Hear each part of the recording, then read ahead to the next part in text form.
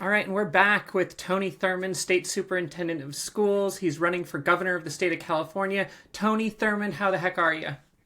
Doing great. How are you today? I'm doing really, really wonderful. Thank you so much for joining us on the show. For those that don't know your background, you have a very diverse background. You've been in education for a really long time, but tell us a little bit about yourself for my viewers. Yeah, I'm a California native. Grew up here. My mom was an immigrant who came here from Panama and raised four kids while my dad was off in Vietnam. Sadly, my mom passed away when I was 6 years old. She had cancer, and I ended up being raised out of the state in Philly by a cousin who raised me. And even when we didn't have food in our household, I relied on public assistance and education. Education saved my life. I became a social worker and helped foster youth, and then got into politics. And 18 years later, and five offices later, here I am running for governor to try to make our state better. Well, and that leads me to my next question, like, why governor and why now? I've served in most of the offices in the state, and I'm grateful for the opportunities. But I can tell that there's one office that really has the resources that you can use to really make deep change. The governor has the most influence over what happens in the budget. That really is how you improve education or housing, all the things that our state is facing. And so I'm terming out of my office. I'm coming to the end of my career, and I thought to myself, how do I make it count? For my final office, I want it to count. I want to be able to address housing and homelessness issues in schools and healthcare. There's really one office that will allow that. And I'm hopeful that the voters of this state will give me the chance to serve them in that office as governor of the great state of California. And that kind of leads me into my next question. What kind of governor do you want to be when people are looking back at the 8 years that you're going to serve as governor of California? What do you want them to remember you for? Thanks for looking that forward and putting that in the universe. I love that. Of course, I would absolutely got want to put them to that energy say, out there. yeah, you have to, right? I would Yep. want them to say that Tony Thurmond was a governor who helped us find solutions at a time when we needed it most. That he listened to the people, that he brought people together, that he, even though, yes, I'm a Democrat, but he focused on tabletop issues, kitchen counter issues that people are really worried about. Can they afford to pay their rent? Can they buy a home? How do you care for an elderly loved one, with the rising costs in healthcare? And so I would want them to say, wow, he really delivered on his promise of building 2 million housing units and providing housing and support for 10,000 homeless teens in our state and helping people to get good paying jobs so they can continue to live right here in the state of California. And that leads me into my next question. It sounds like you're doing a lot of listening out there, but what are you hearing from the communities as you're traveling from city to city, county to county? California is such a diverse state. What are you hearing from all these folks out there when you meet with them? It feels like our backs are up against the wall. This is like a gut check moment for California. We're such a great state, being the fourth wealthiest economy in the world, but yet we cry poor when it comes to people sleeping on the street, people who need access to health care, a federal government that literally has us all under attack. Our immigrant communities, our LGBTQ plus community, people of color, our whole state. They don't even want to help us recover from the fires and the disasters. And so I feel like it's a critical moment. I hear people almost anywhere talk about the affordability crisis. They may say it in different ways, but it all amounts to the affordability crisis. People can't afford to live here. And so I'm planning to provide a tax credit to working class and middle class Californians so that everyone has a little more money in your pocket to pay for the rising costs of gas, groceries, and housing. My plan to do that, tax billionaires. Californians have paid more than their fair share. Those who have, tremendous means and assets have to give back also and do their fair share and do their part to help Californians. And so I think the biggest issue is the affordability crisis, and it to me it transverses housing, education, healthcare, job issues. And so it's time for government to start working on solutions again and to help California regain its image as the best state in the nation. Yeah, income inequality is a huge, huge piece of that, especially in the state of California. When you look at over the next 10 years, what are the biggest challenges that are going to face our state that you could encounter when you're up there in Sacramento? Well, I think about your future as a future school board member, and I'm excited to work with you. And I appreciate that you've Thank taken you. on the issue Thank you. of declining enrollment. I think that is the issue Yes. of our time for our schools. I think we have to do two things. One, California is one of only 6 states that still gives schools revenue based on average daily attendance. A few hundred Thank you. bucks when a student Thank shows you. up, or is lost when they don't show. And we have enough chronic absenteeism that schools lose a lot of money. And there's been a lot of, things just haven't worked well since the pandemic. People moved away, and for whatever reason, we still see our population has been declining for decades.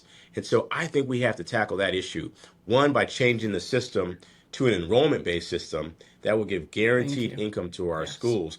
But I think we have to go even bigger and just, we have to acknowledge that population has been declining for the last 20 or 30 years. And I Mm-hmm. think the only way we're going to work through that is if we change the system and say that we will admit students who live in border communities that border Yep. California, whether it's Mexico or other states. We will allow students to attend a high school in California and be duly enrolled in a community college, and that will allow for us to increase our enrollment, increase our revenue, increase our future workforce, help our community colleges at the same time. This is something I'm testing this out for the first time right here on the Amber Show. But I I love believe that it. This is the I platform believe for it, so thank you. there you go. You heard it here first, folks, on the Amber Show. I That's think right. that, the real answer to addressing declining enrollment in this moment for California schools is broadening our horizon. There are students who Mhm. travel into California every single day from Tijuana and other places right across the border. They get up at 4 a.m. and they're coming across the border back and forth. Why shouldn't we allow someone to attend one of our high schools and be duly enrolled in a community college in a way that will help some of our schools with their revenue needs right now? And those same students, I want them to say, I want to work in California in technology or biotech or become a nurse or become a lawyer, or work in the construction trades or apprenticeship program. I really think that there are solutions, but we have to try new things. And that's one that I'm working on trying to develop. While we're in education, I'll just say this. I think that we can use our educational resources to address our housing challenge. Our schools Yes. in every county in the state have enough surplus property that we could build 2 million units over the next few years. Enough for teachers, classified staff, nurses, people who work in public safety, firefighters, city and county workers. And so I'm a solutions person. This is what keeps me up at night, thinking about how do we work through these problems and how do we make California number one again in every category. Yeah, absolutely. The immigrant population is our backbone here in California, whether it be agriculture, whether it be tech, and your That's ideas. right. These are fantastic. Thank you for putting those out there. Also, the innovative solutions you bring up about housing; those are incredibly important. What other role do you see local school boards in playing and being able to prop up our local economies and our local communities? There are so many jobs that are going to go unfilled unless we make changes in how we prepare students. They always say for the jobs of tomorrow. I think those jobs are already here. People talk about AI, computer science. Hmm. There's some 80,000 jobs that are technology related that could go unfilled unless we make sure our students get more hands-on experience around technology. I think we need to have a computer science graduation requirement to help kids do what they do intuitively. They understand these devices. You're a parent of public school students. My Yep. two daughters, graduated from our public schools. Anytime I had a new device, and I'm reading the manual on how to use it, they would just come over to me. I call them the IT department. They would just grab it out of my hand and start working it like a Rubik's Cube. I thought they were Oh breaking yeah. it. And they're like, no, Dad, this is how it works.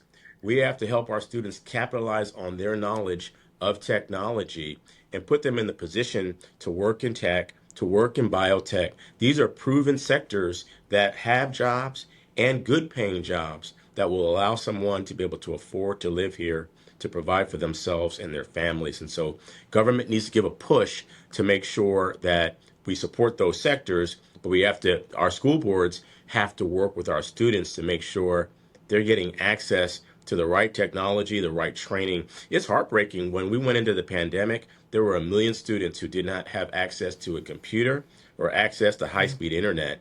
And, our kids can't hotspot their way into the future. And so we secured $6 billion to have broadband in every part of the county, even rural areas. And I believe that we will truly close the digital divide once and for all, and that school districts and school boards can play a role in making sure our students have access to cutting edge technology and hands-on programs to be ready for the jobs of today. Yeah.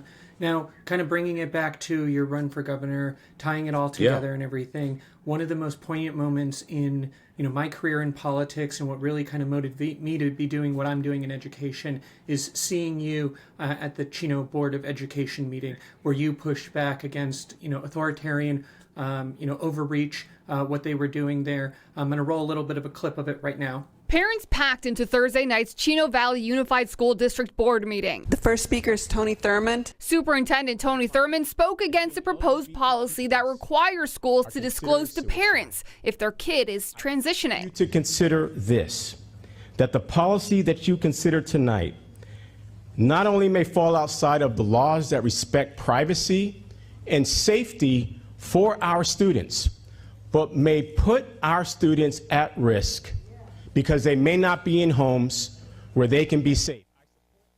Time. But he is cut off after 1 minute. Time. He walks off, but Sanja Shah followed up. Tony Thurmond, I appreciate you being here tremendously. But here's the problem. We're here because of people like you. You're in Sacramento proposing things that pervert children. So he walked back to the podium. May I have, as a point of order, as the board Point of president... order, this is not your meeting. You may have a seat, because if I did that to you in Sacramento, you would not accept it. Please sit. Can I get a point of order? You're not going to blackmail us. You can see 2 security guards walk up to Thurmond. Then 2 more surround him, and he's escorted off. Okay. And tell me about this moment, Tony. Tell me about this moment, what that meant to you, what that meant to stand up for those kids, and how you're feeling in that moment, and then also how it translates to how your role in governor will pan out for yourself. People always tell you what they're going to do. I think a predictor of what you're going to do is what you have done.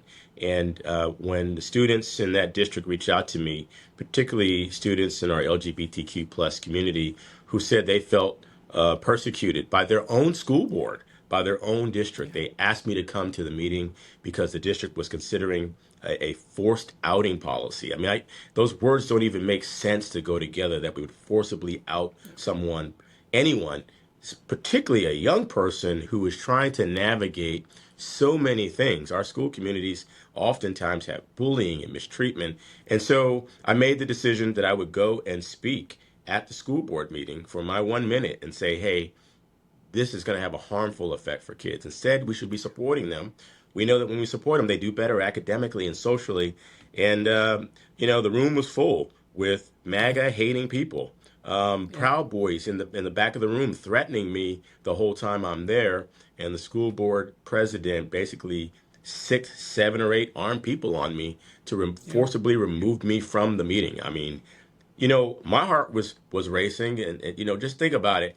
If I felt that way, and I travel with the California Highway Patrol and others who help me with all the threats I get, imagine what our students feel like in that environment. It was a very poignant moment for me. And, as scary as it was and as difficult as it was, I went back to Sacramento and we passed groundbreaking legislation that I sponsored that says we don't forcibly out our kids in the state of California, period. End the story. Yep.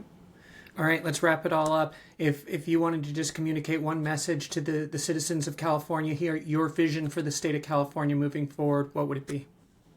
Most important is that people get out and vote on June 2nd. They're saying that people are feeling disaffected and disengaged. And I want them to know that there's a candidate who still believes in this state and government finding solutions. On June 2nd, I ask for your vote at Tony Thurmond, or go to TonyThurmond.com to learn more about my experience. I've been elected for 18 years as a council member, school board member, state legislator, state superintendent, working on all the things that we're dealing with: housing, homelessness, creating jobs. I think that they should elect someone who has a vision, A lot of candidates are out there, they're talking, but what's your plan? And as we've shared today, the plan for building 2 million housing units, specifics around addressing homelessness, creating good paying jobs, the tax credit to help around the affordability crisis, single payer health care for those who are without it. And so, I want them to elect someone who has experience, who has a vision, and who has the lived experience. I'm a California son who grew up. I lost both my parents by the time I was 6 years old. I grew up in a household without resources, but public assistance and working minimum wage jobs and fast food and restaurants helped me to get through school and become a social worker. And today, I'm the most unlikely person to ever be serving in office.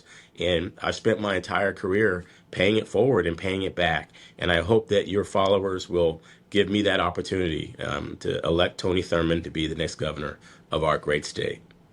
Well, I've been a huge fan ever since day one when you announced you were running. You're the only candidate that has the experience, the lived experience, and the vision, and can bring it all to the table. And I thank you so much, and I definitely encourage everybody to go out and vote Tony Thurmond on June 2nd in the primary when those ballots drop next month. Absolutely. Tony Thurmond, get him in early. Thank you, Tony. Really appreciate you joining me on the And Amber right back Show. at you. Vote for Amber Thompson for school board and Ventura School Board. We can do some great work together. Thanks for having me on today. Yes, we absolutely can. Thank you, Tony. Have a good day.